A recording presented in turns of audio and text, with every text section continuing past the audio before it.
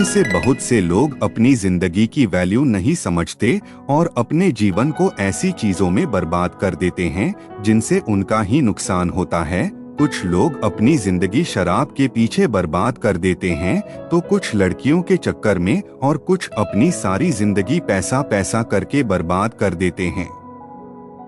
आज की इस वीडियो में महात्मा बुद्ध के नजरिए से हमारी जिंदगी की कीमत क्या है, जानेंगे कि हमारी जिंदगी कितनी कीमती है और हमें अपनी इस कीमती जिंदगी को किस तरह जीना चाहिए। एक बार की बात है, गौतम बुद्ध अपने शिष्यों को जिंदगी से जुड़ी अच्छी बुरी चीजों का ज्ञान दे रहे थे। सभी शिष्य उनकी बातों को बहुत ध्यान से सुन रहे थे। उन सभी में एक शिष्य ऐसा था जिसे प्रश्न पूछने की बहुत आदत थी।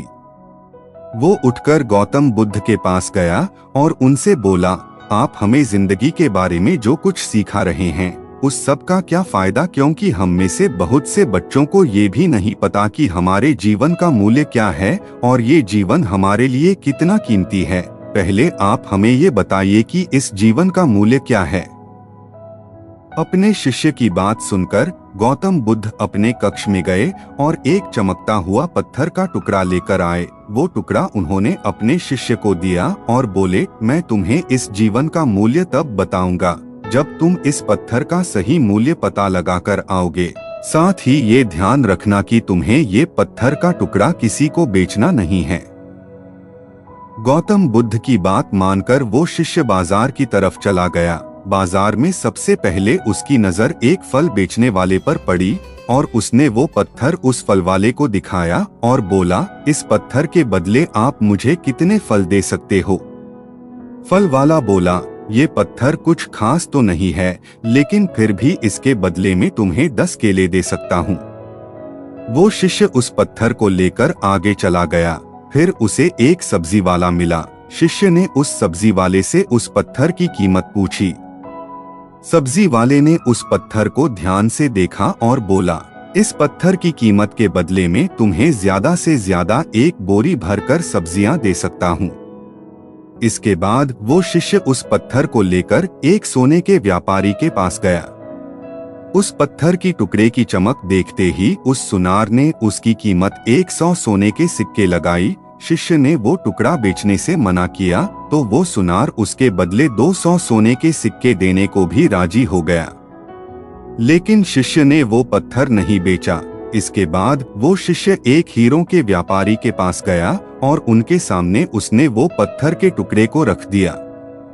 उस पत्थर को देखते ही हीरों के व्यापारी ने एक साफ कपड़ा बिछाया, उस पत्थर को उसके ऊपर रखा, फिर उसकी परिक्रमा की और हाथ जोड़कर उस पत्थर को कपड़े में लपेटते हुए वो बोला, तुम जिसे मामूली पत्थर समझकर उसकी कीमत पूछ रहे हो, असल में ये एक बेशकीमती रूबी है। ऐसा रूबी हर किसी को नहीं मिलता। मैं अगर अपना सब कुछ बेच भी दूं तो भी इसकी कीमत नहीं चुका सकता। उस व्यापारी की बातें सुनकर वो शिष्य हैरान हो गया। वो दौड़ा दौड़ा सीधा बुद्ध के पास आया और उन्हें उसने जो कुछ भी बाजार में हुआ वो सब बताया। उसकी अचरज भरी बातें सुनकर गौतम बुद्ध बोले, तुम्हारे सवाल का जवाब इस रूबी की कीमत में ही छिपा है। हमारा जीवन भी एक रूबी है, रूबी की तरह ये भी बेशकीमती है, लेकिन हम इस बात को हमेशा नजरअंदाज करते हैं और अपने जीवन का मूल्य नहीं समझते। हम दूसरों को देखकर और उनके जैसा जीवन जीने की कोशिश में अपने जीवन की कीमत को कम कर देते हैं।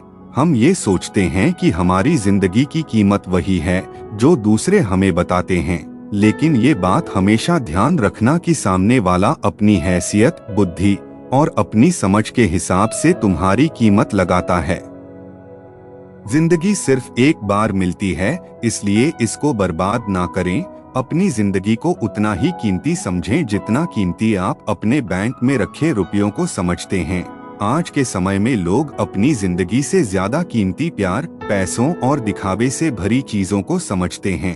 प्यार के चक्कर में लोग सुसाइड कर लेते हैं। पैसों के चक्कर में ऐसा काम करने लग जाते हैं जिससे उनकी जिंदगी बर्बाद हो जाती है।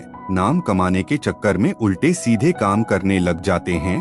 हमेशा याद रखें कि दिखावा करना जरूरी नहीं है। प्यार दोबारा मिल सकता है, पैसा फिर कमाया जा सकता है, लेकिन जिंदगी को फिर से पाया नहीं जा सकता। इसलिए अपनी इस बेशकीमती जिंदगी को अच्छे से जिएं, हर पल का आनंद लें।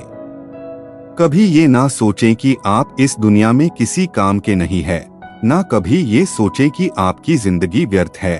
आपके होने या ना होने से कुछ फर्क नहीं पड़ता। जब भी ऐसे नेगेटिव विचार आपके मन में आए तो खुद को बस ये याद दिलाएं कि जीवन एक रूबी है और ये बेशकीमती है। दोस्तों, हम उम्मीद करते हैं कि आपको महात्मा बुद्ध की ये प्रेरणात्मक स्टोरी आपको पसंद आई होगी। धन्यवाद दोस्तों।